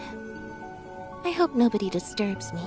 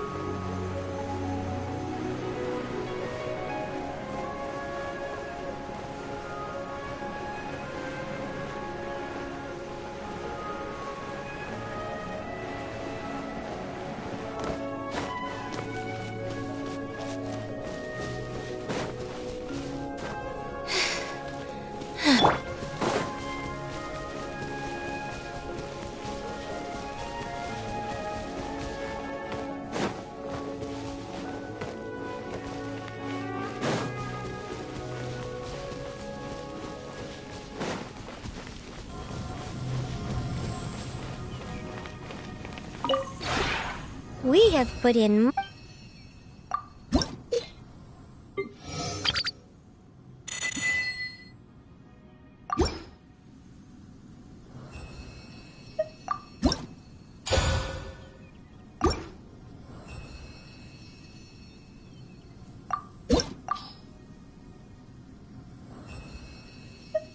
If you ever have any...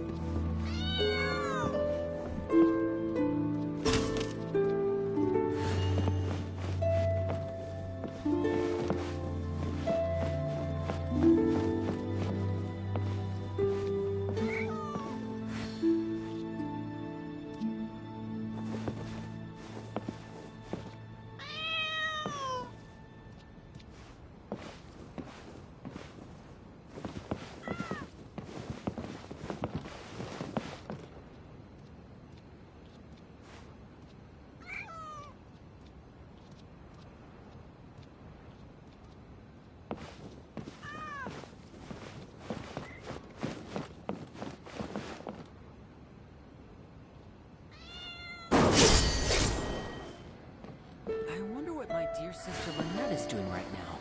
May I...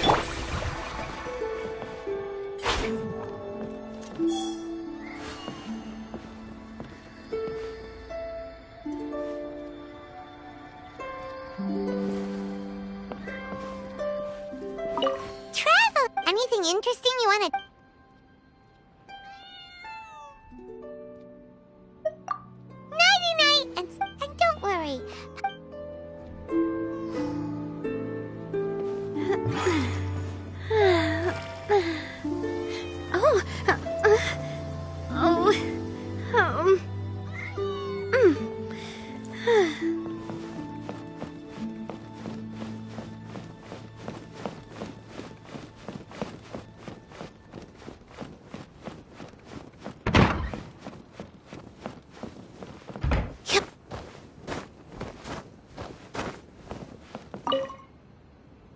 Hey, there you are!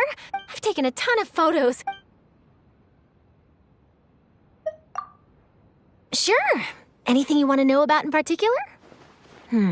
They once ran a special report which claimed that the production and promotion of Fanta was part of a sinister plot by the FONTAINE Research Institute. Right? Anyway, they put forward a theory that long-term consumption of Fanta makes human teeth and bones incredibly fragile. It would end up destroying people's bodies to the point where they could no longer take care of themselves. Even walking and eating would be agonizingly difficult. Finally, people would be forced into relying on machines just to survive. And that's when the FONTAINE Research Institute, who develops all kinds of mecha, would swoop in to save the day and turn a huge profit in the process. Most of my colleagues and I thought so too. As far as we're concerned, Bedazzled makes up things like this all the time. But it turned out that a whole bunch of people who already hated Fanta were completely convinced it was true. Well, either that or they saw it as a good opportunity to vent their grievances. Either way, after that article was published, the Maison Accord was inundated with complaint letters accusing Fanta of harming children. They claimed that Fanta doesn't just damage children's teeth, but also stunts their growth, discourages them from drinking plain water, and ruins their appetites. It all got so out of hand that Mr. Henry got pressured into doing a public interview with the Steambird, in which he stated that he would personally prove that Fanta was harmless. He declared that he would start drinking 3 cups of Fanta every day until he turned 60. He also promised to publish the results of his monthly physical checkups in the Steambird to make them available for public scrutiny. It really is. We've been joking about it in the office ever since. He's never gonna live this one down. To his credit, though, Mr. Henry managed to turn the whole fiasco into a huge publicity stunt for Fanta. Their sales really rocketed for a while off the back of this. And for all of his big promises about publishing his monthly medical reports and drinking Fanta till he turned 60, well, a few months later, everyone had moved on and forgotten all about it.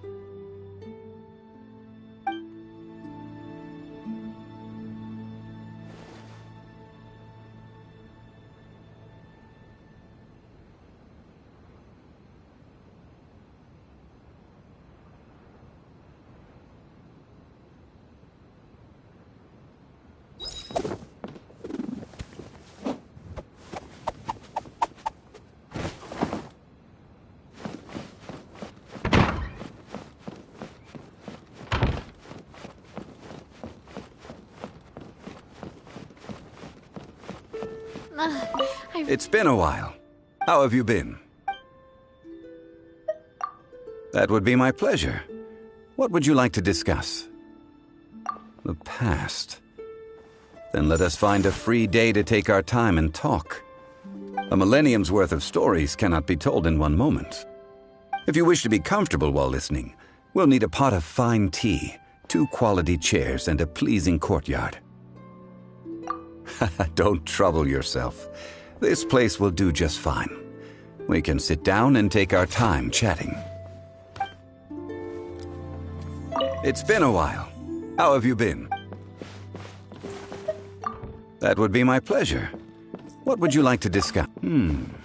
So you're interested in my past? I have many stories to tell. What fills an ordinary person with intrigue is but an aspect of daily life for me. This topic is a bit unexpected. I don't know where to start. My story is long and will take up a significant amount of your time. But should you be willing to listen, we can talk over cups of tea.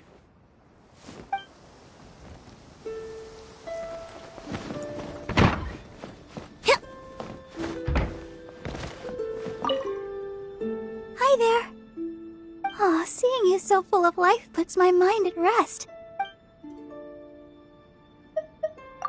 Good night. Sweet dreams.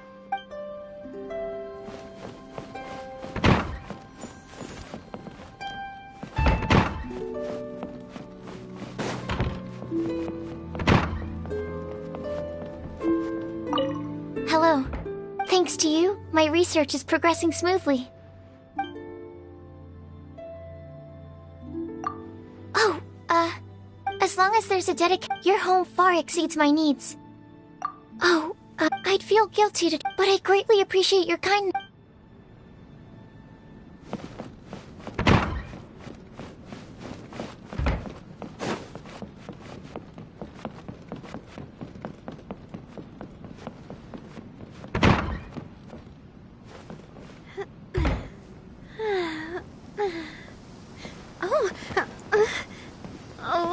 It's been a while.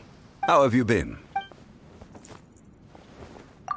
The atmosphere is pleasant, and to my liking. Everything comes from nothing, and that which is small becomes While I've lived many years, I'm not inflexible enough to be incapable. Your taste always sets others at ease.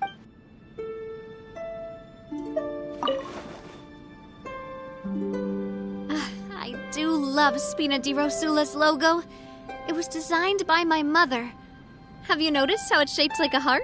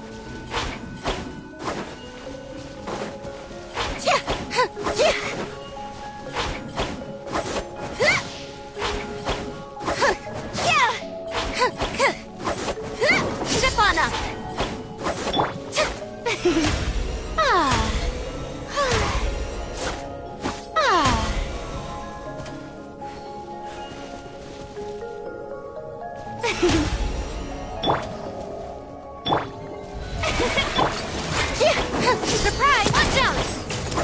Yeah!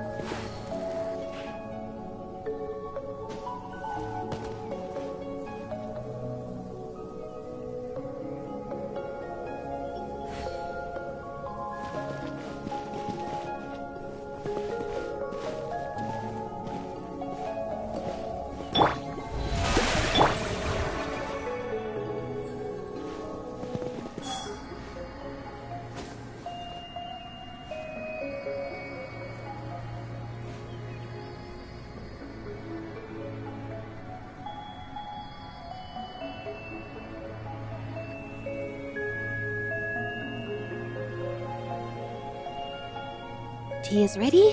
Now it's time for a short rest.